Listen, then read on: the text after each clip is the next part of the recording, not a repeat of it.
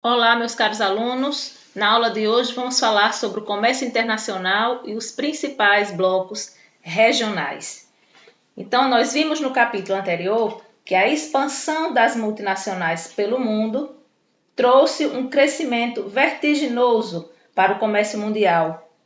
E aí, a gente vai entrar no conceito hoje que fala um pouco sobre a presença dos principais blocos econômicos regionais. Lembrando que algumas dessas grandes multinacionais ou transnacionais, elas têm um faturamento anual superior, na atualidade, ao PIB de alguns países. Então, a gente fez uma comparação na aula anterior e vimos que algumas delas têm realmente um faturamento que excede ao PIB de algumas nações. Mas, além da expansão das multinacionais e da fragmentação do seu processo produtivo, outros fatores também têm contribuído diretamente para a intensificação do comércio mundial. E entre os aspectos mais relevantes estão a queda das barreiras fiscais e, em diversos países, também a formação de alianças e de blocos econômicos regionais. Essas barreiras alfandegárias, essas tarifas, são impostos cobrados na importação e exportação com menor frequência de alguns produtos. Na atualidade, a gente percebe a tendência de alguns governos a diminuir a incidência e o valor das tarifas alfandegárias, que são esses impostos, com a intenção de aumentar os fluxos comerciais entre as nações do globo. Vamos trabalhar um pouco o conceito de acordo multilateral. Um acordo multilateral é um acordo que ocorre entre 3 ou mais países que procuram ali estabelecer ou cooperar conjuntamente em algum tema, como por exemplo o comércio. Há também os acordos bilaterais, que são aqueles desenvolvidos entre duas nações, ou entre uma nação e um bloco econômico, ou entre dois blocos econômicos, ou seja, há sempre uma relação de dualidade, de dois polos, né? Por isso chamado acordo bilateral. Já o multilateral ocorre quando há a presença de 3 ou mais atores envolvidos nesse processo. O Acordo Geral de Tarifas e Comércio, foi um órgão, criado em 1947, um pouco depois da Segunda Guerra Mundial, que tinha como objetivo fazer essa orientação, esse acompanhamento das relações comerciais internacionais. Esse acordo foi substituído pela OMC, Organização Mundial do Comércio, em 1995. Então, a OMC foi criada em 1995, substituindo aí o GATT, que é o Acordo Geral de Tarifas e Comércio. E o objetivo principal da OMC é estabelecer regras e acordos que orientem o comércio internacional de produtos e serviços, assim como os fluxos financeiros entre os países. Em 1947, quando o GATT foi criado, havia apenas 23 países integrando esse acordo. Em 2015, a OMC já congregava 162 nações. A gente tem que, em 2013, a OMC congregava aí a presença de 159 países e em 2015 esse número chega a 162 nações, que controlavam 95% do comércio mundial. Então é realmente um número aí muito expressivo. A gente tem, por exemplo, grande parte dos objetivos propostos tem sido alcançada, visto que após a criação do GATT, as transações comerciais internacionais passaram de aproximadamente 50 bilhões para 37 trilhões de dólares anuais. Porém, nós temos algumas nações ricas, como os Estados Unidos, França, Inglaterra, Alemanha, Japão, que querem a abertura plena dos mercados dos países subdesenvolvidos aos seus produtos tecnológicos. Entretanto, esses países pretendem continuar subsidiando suas atividades primárias com verbas estatais, criando dessa maneira uma forte barreira à entrada de produtos agrícolas, principal mercadoria de exportação da maioria das nações subdesenvolvidas. Então fica uma forma de comércio mundial aí bastante desigual entre os países desenvolvidos e os países subdesenvolvidos. A gente tem aí um dado importante: entre 1950 e 2007, as trocas comerciais aumentaram 6,2% ao ano, em média. E o PIB mundial cresceu 3,8% ao ano. Então vejam aí a diferença, né? Como o comércio mundial ele tem crescido vertiginosamente aí nas últimas décadas. Porém, com a crise financeira de 2008 e 2009, a crise do subprime nos Estados Unidos, fez com que tanto o PIB como o comércio mundial reduzissem o ritmo de crescimento. Lembrando que os Estados Unidos é uma potência mundial, né, muito forte, e que aí estabelece relações comerciais com várias nações e com vários blocos mundiais. Isso fez com que a economia mundial fosse bastante afetada com essa crise aí do subprime. Vamos falar um pouquinho agora sobre o G20. O G20 ele é um fórum de discussão diplomática. Em 1999, 90% do PIB do planeta estava concentrado nesse fórum, nesse grupo aí, o G20. 2/3 da população mundial estão compreendidas aí no G20, visto que a gente tem países superpopulosos como China e Índia que fazem parte desse grupo.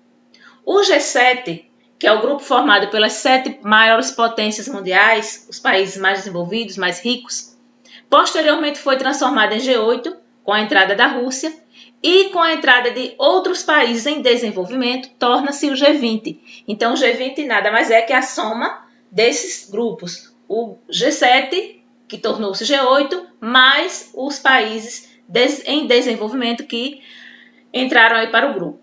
Então, o bloco de 20 países em desenvolvimento, criado para pressionar os países desenvolvidos a reverem suas medidas protecionistas no setor agrícola. Então, os países em desenvolvimento, eles entram aí no grupo para ter voz, para reivindicar aí as medidas protecionistas desenvolvidas pelos países ricos, principalmente no setor agrícola, para que eles tenham condição aí de competir num ambiente mais equitativo, né, possível no comércio mundial. Expansão. A atuação do G20 está concentrada na agricultura e em 2009 o bloco cresceu, sendo composto por 23 países em desenvolvimento. Um impasse aí no grupo é que os países desenvolvidos exigem dos países em desenvolvimento uma abertura de seus mercados para bens não agrícolas, desproporcional às concessões que aceitam fazer no setor da agricultura, no setor agrícola, como eu acabei de falar para vocês. Então, aí nesse mapa a gente pode ver aí os países que compõem o G20, né? Os membros permanentes e os membros aí facultativos, em laranja. Vamos falar um pouquinho sobre os blocos regionais. O objetivo da criação de blocos regionais é reduzir barreiras aos fluxos de mercadorias, capitais, serviços e mão de obra. Então, as 4 liberdades que são de anseio do capitalismo, né? Fluxo de mercadoria, de capitais, de serviços e de mão de obra. Números. Até 31 de julho de 2013, o GATT, atualmente é o OMC, recebeu a notificação de 575 acordos de livre circulação de mercadorias e serviços, dos quais 379 estavam em vigor. Então, observem que é um número bastante expressivo. Tipologia dos blocos. Os blocos, eles são tipificados, né? Eles são conceituados a partir do nível de integração. Então, há atualmente 5 níveis de integração. O primeiro nível é a zona de livre comércio. A zona de livre comércio é uma forma de integração baseada na livre circulação de mercadorias entre os países membros e redução ou mesmo eliminação das fronteiras e tarifas alfandegárias. Então, os países que compõem um bloco nessa tipologia, nesse nível, eles têm aí a livre circulação de mercadorias, porque aí há a quebra de barreiras e de tarifas alfandegárias, que são os impostos. Um bloco econômico que está nesse nível é o NAFTA. Então, há aí a livre circulação de mercadorias entre Canadá, Estados Unidos e México, que são os 3 países que compõem esse bloco econômico. Quando o bloco dá um passo adiante, ele sobe de nível, ele passa a ser União Aduaneira. Os países que fazem parte desse estágio definem a taxa de importação comum, TIC, e a taxa de exportação comum, que é a TEC. A moeda nacional de cada país é mantida, a circulação de pessoas se torna livre por meio de acordos internacionais e existe uma grande aproximação cultural entre os países membros do bloco, né? Um exemplo é o Mercosul. Então, há uma tarifa interna comum, ou seja, impostos que são cobrados internamente entre os países do bloco comum, como também há uma tarifa comum para exportações. Todos os países que compõem o bloco, para exportar qualquer produto, têm que obedecer àquela tarifa comum a todos os membros. Então, o Mercosul é um bloco aí que está nesse nível de união aduaneira.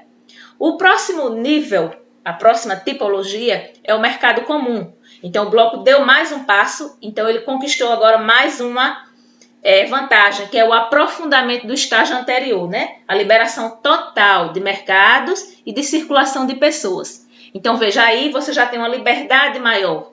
Você já conseguiu as liberdades da Zona de Livre Comércio, da União Aduaneira e agora você atingiu mais uma. A União Europeia é um bloco que estava nesse nível, mas que já passou. Então, hoje a União Europeia está na tipologia União Econômica e Monetária. Os países membros passam a adotar a moeda única, no caso da União Europeia, o euro. Se verificam aqui agora as 4 liberdades: livre circulação de mercadorias, de pessoas, de serviços e de capitais. Então, já está no estágio mais avançado. E, finalmente, a gente tem a última tipologia, que é a União Política Militar e Institucional. Além de todos os passos que já foram dados anteriormente, pelos outros níveis, nesse nível agora, que é o 5º e último estágio, você tem moeda comum, livre circulação de mercadorias, de pessoas, de serviços e de capitais, e agora se elege uma autoridade supranacional, com a finalidade de administrar a política social, monetária e fiscal. Então, é como se todos os países que compusessem esse grupo, eles formassem agora um Estado apenas, um único Estado, uma única grande nação, que agora vai ser governada, administrada em todos os seus aspectos por uma autoridade supranacional. Nós ainda não temos nenhum bloco nesse estágio. Então, aí é o estágio sonhado, né, por todos os blocos. Se fizermos uma analogia, a relação afetiva, a relação amorosa, né, entre pessoas e as tipologias dos blocos, né? Então, façam essa analogia, relacionamento e tipologia de blocos. Ficaria dessa forma: Zona de Livre Comércio, ficar. União Aduaneira já é um namoro. Mercado Comum seria um noivado, né, um passo já adiante. União Monetária e Econômica, um casamento, o caso da União Europeia, né? E a União Política e Institucional seriam já os filhos, ou seja, os frutos de toda essa relação.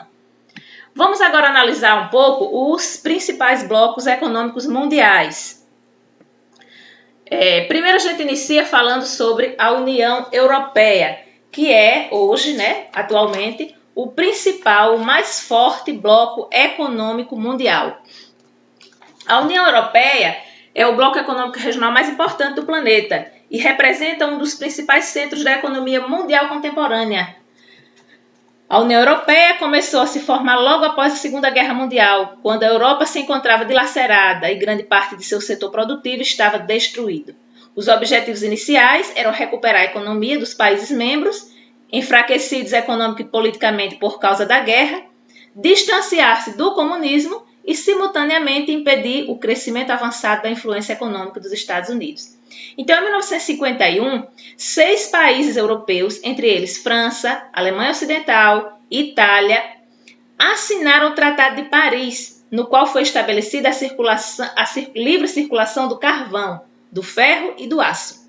Entre esses países membros, como forma de dinamizar o crescimento de seus respectivos parques industriais, surgiu então assim a Comunidade Europeia do Carvão e do Aço, a CECA.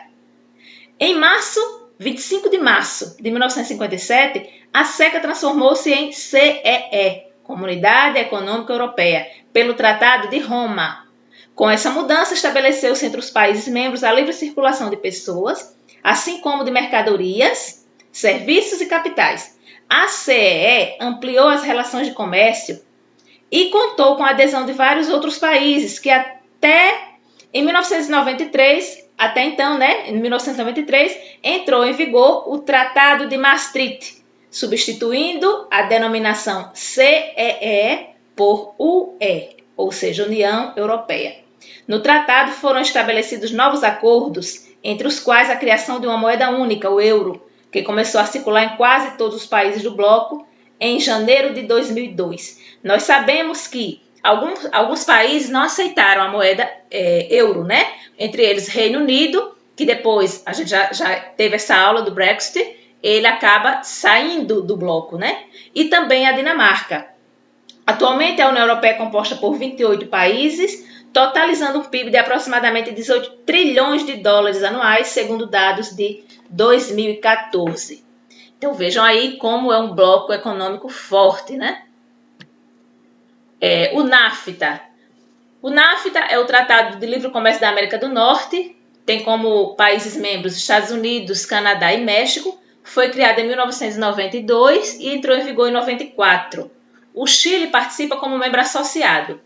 Visa a eliminação gradativa de barreiras legais e das tarifas alfandegárias. Por se tratar de países com grandes diferenças sociais e econômicas, o acordo limita-se ao aspecto econômico. Então, a gente observa nos números aí do NAFTA, números bem expressivos, né? Uma população de 470 milhões de habitantes, um PIB elevadíssimo, né, de 19 trilhões de dólares, maior inclusive do que o PIB da União Europeia, lembrando que aí a gente tem os Estados Unidos compondo esse bloco. E nós temos aí valores de exportação, importações, o crescimento intrabloco, né, muito grande. A criação acentuou a dependência do Canadá e do México em relação aos Estados Unidos, principalmente do México, né? Então, eles são países que ficam aí na dependência econômica e tecnológica também dos Estados Unidos. A crise de 2008 foi muito prejudicial a eles dois, foi a crise do subprime, eu já falei dela para vocês. Vamos falar um pouquinho agora sobre o Mercosul. O Mercosul, ele é o maior bloco econômico da América do Sul. Ele envolve cerca de 70% do território sul-americano e aproximadamente 70% de sua população. Ele é composto de 5 países, Brasil, Argentina, Paraguai, Uruguai e Venezuela, e começou a se formar por volta de 1985, quando Brasil e Argentina iniciaram uma aproximação econômica, com o intuito de estabelecer uma integração bilateral, né? Bilateral, já expliquei para vocês, entre dois atores, né? No caso aqui, Brasil e Argentina. A aproximação entre os dois maiores e mais populosos países da América do Sul desencadeou um processo de integração na região, o que possibilitou a criação do Mercosul em 26 de março de 1991. Nesta data, Paraguai e Uruguai uniram-se ao Brasil e Argentina e assinaram o Tratado de Assunção, marcando o início do Mercado Comum do Sul, o Mercosul. A Venezuela se associou ao bloco em 2004 e tornou-se um Estado-membro em 2012. Com a assinatura do tratado foram estabelecidos basicamente 4 objetivos: maior abertura econômica, para uma atuação mais competitiva do bloco no mercado mundial, favorecimento da economia de escala, estímulo dos fluxos de comércio com as demais regiões do mundo por meio de acordos multilaterais e bilaterais também, e o desenvolvimento progressivo da integração dos países da América do Sul. Então, além dos Estados-membros, no Mercosul há países associados, como a Bolívia, o Chile, que assinaram acordo de livre comércio com o bloco em 1996, o Peru, que adquiriu esses status em 2003, e a Colômbia e Equador, que se associaram em 2004. O Mercosul consistia inicialmente em uma área de livre comércio, né? Depois, com a assinatura do Protocolo de Ouro Preto, em 1994, ele passou a ser União Aduaneira, pois ele adotou aí a TEC, né? A tarifa aí de exportação comum. Além dessa mudança, o Protocolo de Ouro Preto estabeleceu um importante objetivo: tornar o Mercosul um mercado comum. Então veja aí que o Mercosul é um bloco muito importante aqui para os países da América do Sul. A gente teve aí a entrada da Venezuela como membro, mas foi a partir, gente, de uma relutância muito grande do Paraguai em aceitar isso. Mas em 2012, o Paraguai, o governo paraguaio, Fernando Lugo, ele sofre um impeachment. E aí, essa saída do Paraguai do bloco, os outros 3 membros pegam e colocam a Venezuela para fazer parte do bloco, né? Depois a Venezuela sai de novo e tal, mas foi a partir aí de uma relutância muito grande com o Paraguai. Então tem aí os números do Mercosul, vocês podem dar uma analisada. A Aliança do Pacífico é também um bloco econômico, mas não está lá no livro de vocês, não cobra. Então, deem uma lida aí nesse bloco, que também é importante. A APEC, Cooperação Econômica da Ásia e do Pacífico, foi formada em 1989 por países da Ásia, da Oceania, e outros 6 países do Pacífico, inclusive os Estados Unidos. Unem-se com o objetivo de promover a abertura de mercado na região. Então, observem aí no mapa que é uma região importante, né? E é um bloco muito grande, territorialmente falando. Por se tratar de países com imensas desigualdades sociais e econômicas, fica difícil avançar para uma área de livre comércio. Mas tem se notado um grande crescimento econômico nas últimas décadas. Esse bloco aqui, a ASEAN, também não está lá no livro de vocês, não é cobrado, assim como também não é o próximo aqui, Parceria Transpacífico, TPP, mas são blocos importantes que vocês devem também ter conhecimento e por isso eu coloquei aí um pouco de cada um para que vocês possam estudá-los. E eu finalizo a nossa aula de hoje com uma reflexão do nosso querido geógrafo, saudoso professor Milton Santos, que é muito pertinente para o momento que estamos vivenciando, né? Onde ele diz assim: a força da alienação vem dessa fragilidade dos indivíduos, quando apenas conseguem identificar o que os separa e não o que os une. Então é muito pertinente para um momento de globalização, um momento onde nós vivenciamos aí uma fase do capitalismo financeiro, né? Uma fase técnico-científico informacional, onde todos os olhares, todas as atenções estão voltadas para o aspecto econômico do mundo, que é o que nos separa, né? Então, o aspecto que nos une, que é a nossa humanidade, somos todos seres humanos e todos iguais, ele está sendo colocado em segundo plano. A vida humana, ela está sendo banalizada e colocada em segundo plano. Então, isso é o que nos separa, né? Essas atenções todas voltadas apenas ao lado econômico, que vem aos poucos aí destruindo nosso planeta. Bons estudos! Qualquer dúvida, estou à disposição na plataforma e no grupo do WhatsApp, e até a nossa próxima aula.